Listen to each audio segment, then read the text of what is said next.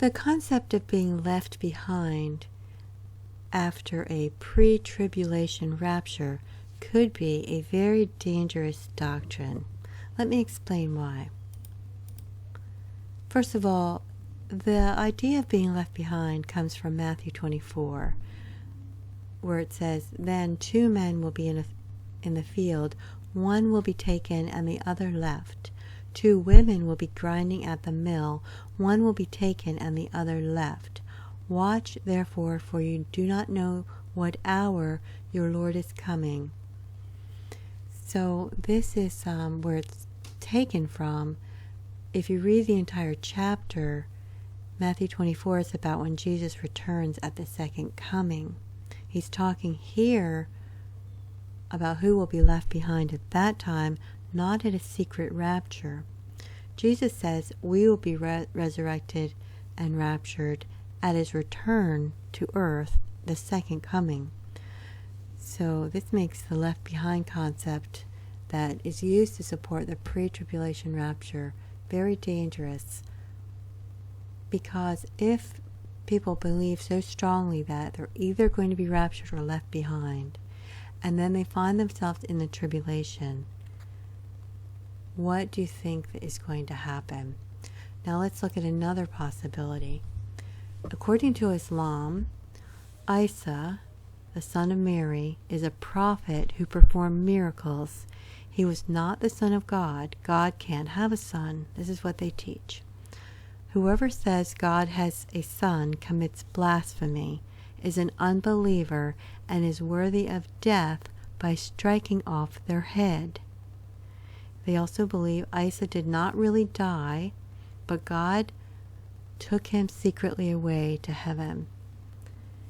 Now, this means that if the Islamic Caliphate ever were to take control of the earth, that Christians who don't recant their faith in Jesus could be, and would very likely be, beheaded under an Islamic Caliphate. They deny the death and resurrection of Jesus, which denies the idea of salvation, which is our hope. They also believe that Isa, who they call Jesus, will return to earth and correct the people who think he's God's son.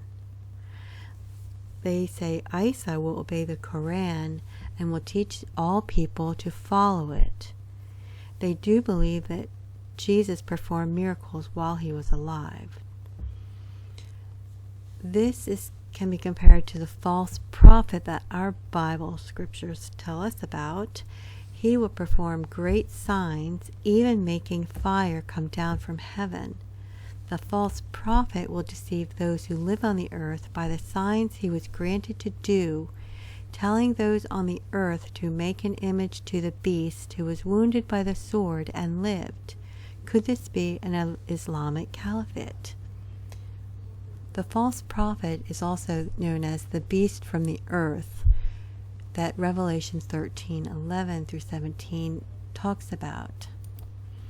Islam teaches that Isa will descend to earth and kill the Dajjal, who is their word for the Antichrist. But their idea of an Antichrist is not our idea. It's actually, I wouldn't say exactly the opposite, but it confuses the issue of who we would see as the Antichrist. According to Islamic tradition, Isa will descend to the earth in the midst of wars fought by Al-Mahdi, the rightly guided one, the Redeemer of Islam, against Al-Masih and Al-Masih al-Dajjal, a type of false Messiah who they call the Antichrist, and his followers. So these wars are fought by Al-Mahdi and his followers.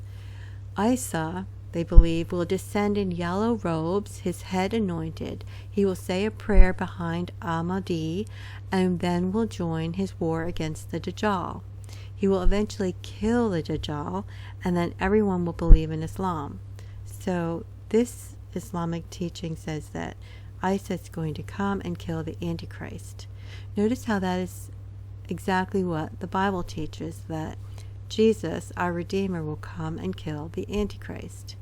However, if this fake Jesus or false prophet comes before Jesus, how many people are going to fall for that idea that he's the real Jesus? It could be a very powerful deception or strong delusion. Islam teaches that after Isa kills who they call the Antichrist, the Dajjal, he will then assume leadership.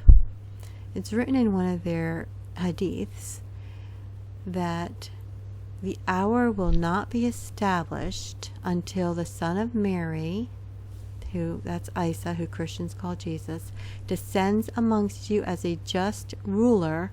He will break the cross.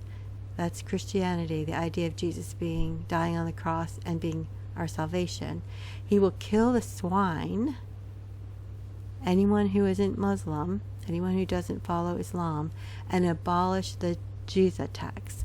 Money will be in abundance so that nobody will accept it as charitable gifts. So you can see how this is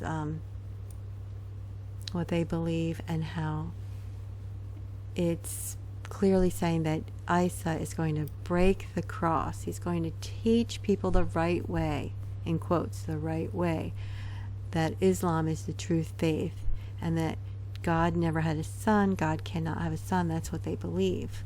And they believe it's the worst thing to say that God has a son. It's blasphemy, worthy of death. Satan, we know, is the author of confusion and lies. And look how this prophecy that they have is very confusing when you combine it, or you think about Christian prophecy of Jesus coming back and killing the Antichrist, and then Satan throwing this lie in to mix up and confuse everything. If this is how the end times play out, don't fall for this lie. I don't know who the beast of the sea is going to end up being, or the false prophet, but this is a possible solution. It's a possible scenario. So be aware of it, and don't fall for it if it happens. Remember, their Jesus, who they call Isa, is not our Jesus, our Savior. All right, so how does a revived Islamic caliphate fit the beast of the sea? Revelation 13 says, I saw one of his heads as if it had been mortally wounded, and his deadly wound was healed. A caliphate is an Islamic state under the leadership of a caliph, a single leader seen as a successor to the Islamic prophet Muhammad and leader of the entire Muslim community. So it's sort of like the Pope leads everyone under Catholicism, especially during like a Crusades time where they go out and take lands and conquer. There have been several historic periods under Islamic caliphates, followed by a long period without one. So if a caliphate is revived, it would be the healing of a deadly wound and could fit the description of the beast of the sea. So here's a possible scenario if the Islamic caliphate turns out to be the beast of the sea. Number one, the caliphate is revived and Isa appears, descends from heaven somehow in some fake miracle. Or, you know, in Egypt, when Moses was able to throw his staff down and it turned into a snake, that the false prophets of Egypt were also able to imitate his miracles and do the same thing. So there can be things that can be imitations of miracles, that the satanic powers can imitate those miracles with similar types of actions. So he could descend from heaven. I don't know what Satan's capable of. Number two, Isa, the false prophet. Say he's the false prophet. He comes and teaches everyone, especially Christians, that he is not the Son of God. They were mistaken, and they must obey Islam, the true religion. So he breaks the cross. That's what their Islamic faith and books and the Quran and the Hadiths teach. That is what Isa will do. So then number 3, Isa, the false prophet, has an image to the Islamic Caliphate erected and forces everyone to worship it. Similar to the Kaaba stone. Everyone makes a pilgrimage to Mecca, or it's good if you can, and they basically worship it, going around it and around it and around it and praying and everything. So if someone says, look, here's the Christ, look, he's in the desert, he's in the inner rooms, do not believe it. So number 4 would be that Isa, the false prophet, would make everyone get a mark of Islam, some kind of mark that allows them to buy or sell and not buy or sell without it. And number 5 in this scenario would be that Isa, the false prophet, would have those who refused the mark killed. And this is not only prophecy, but it's very easy to see something like this happening. All right, so who is the most vulnerable to this type of delusion if this is what plays out? I think that many of the people who strongly believe in a pre-tribulation rapture escape are vulnerable, because they would be so disappointed and so confused and so angry. They will be very vulnerable to believe this because they won't know what to believe. If this belief that they are saying they're going to escape the tribulation, they claim that they're not going to have to go through it. They accuse Jesus of beating up his bride if he allows this. They're going to be so angry. They're so angry, like, why are you going to let me be beat up?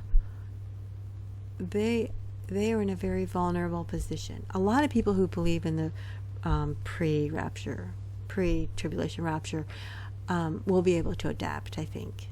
But there are some, and maybe a great many, who I think will find it very hard, especially since they fight tooth and nail that it's even a possibility that there's another rapture scenario instead of pre-tribulation, that there's a mid-tribulation or a post-tribulation rapture. They just cannot accept it. They fight tooth and nail for it. So those are the people that I worry about.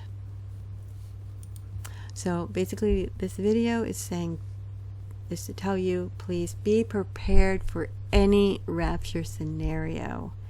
If you ain't raptured, it ain't Jesus. Don't fall for the lie. So if you have an Isa coming down saying he's Jesus and he's trying to teach everyone to follow Islam, don't fall for that.